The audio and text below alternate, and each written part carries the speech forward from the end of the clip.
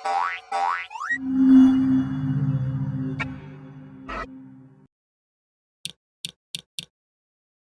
anak-anak, sekarang kita masuk ke modul 303. Kita akan belajar pendidikan Pancasila dan kewarganegaraan.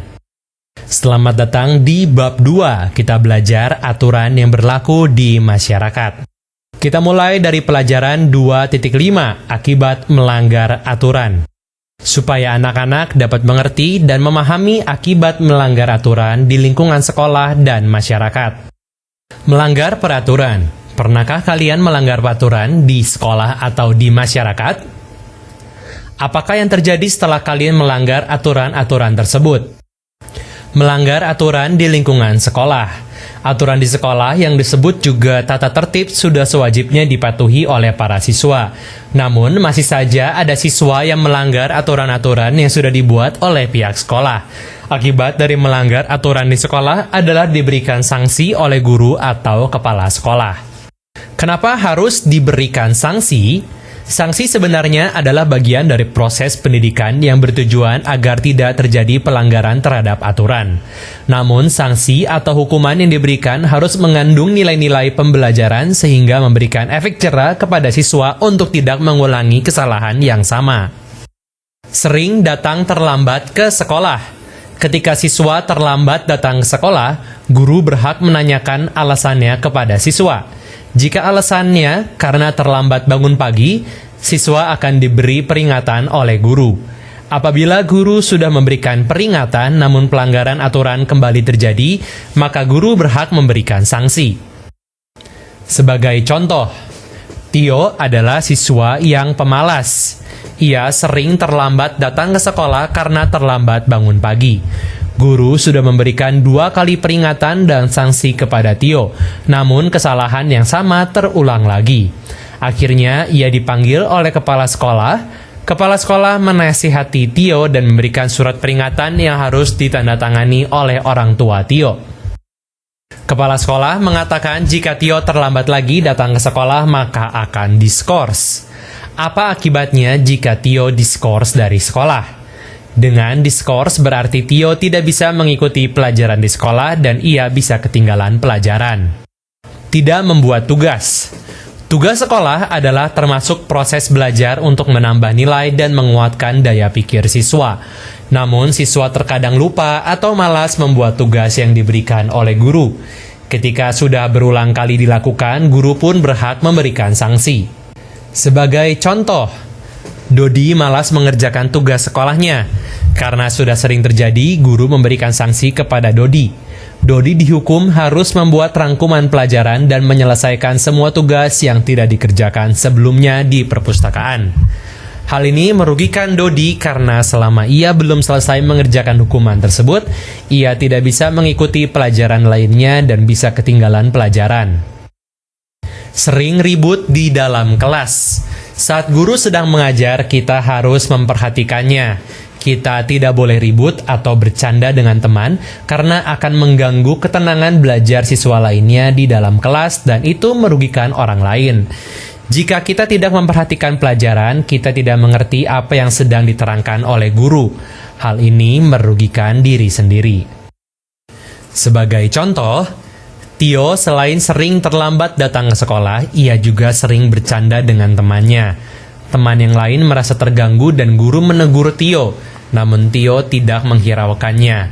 Guru pun memberikan sanksi kepada Tio, ia dihukum duduk sendiri di depan kelas sehingga tidak dapat bercanda lagi dengan teman.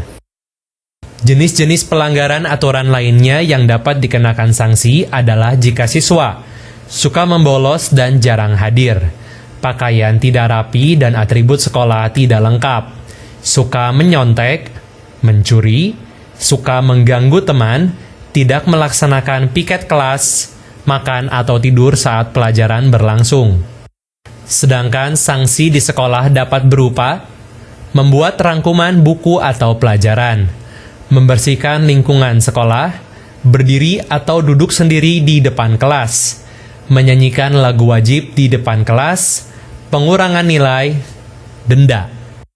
Jika sanksi sudah diberikan namun pelanggaran terhadap aturan sekolah tetap terulang kembali, maka yang dilakukan pihak sekolah adalah memberi surat peringatan untuk ditandatangani oleh orang tua siswa, memanggil orang tua siswa, memberi diskors, mengeluarkan siswa dari sekolah.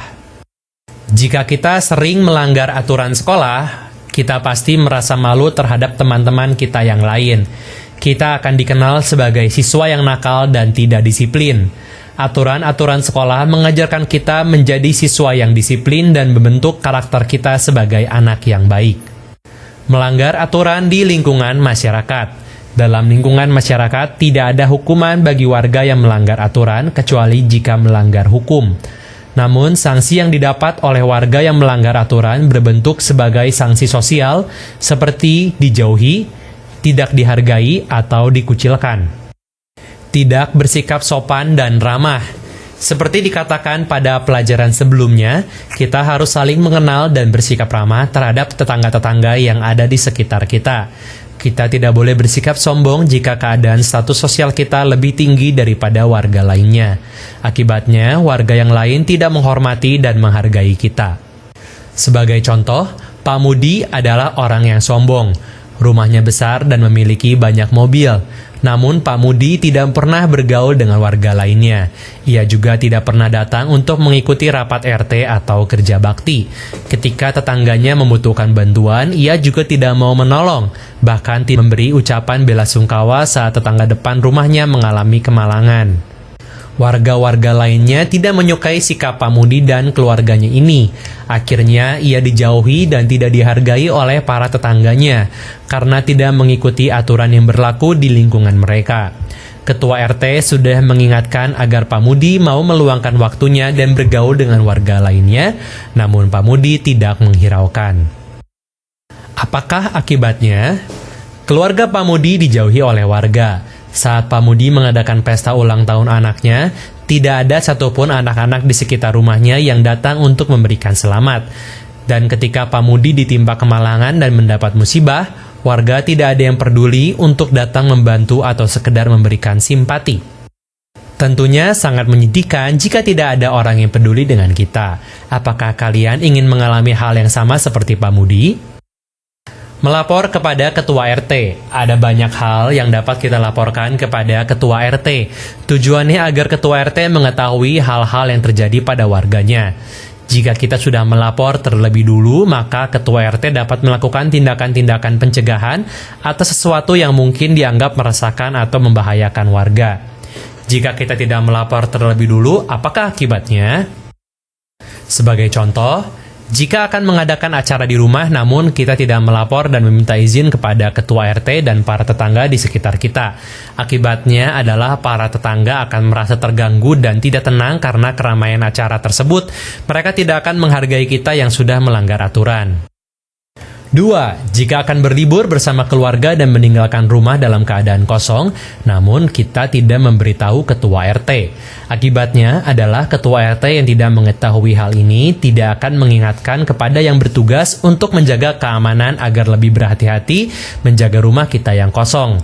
Apabila terjadi kemalingan, hal ini akan merugikan diri kita sendiri. Akibat dari melanggar aturan selalu bersifat negatif dan merugikan diri kita sendiri. Selain itu, dapat juga merugikan orang lain sehingga kita akan dijauhi dan dikucilkan oleh mereka. Karena itu, marilah patuhi aturan-aturan yang ada di lingkungan sekolah dan masyarakat. Pelajaran 2.5 sudah selesai. Kerjakanlah latihan-latihan di buku kegiatan.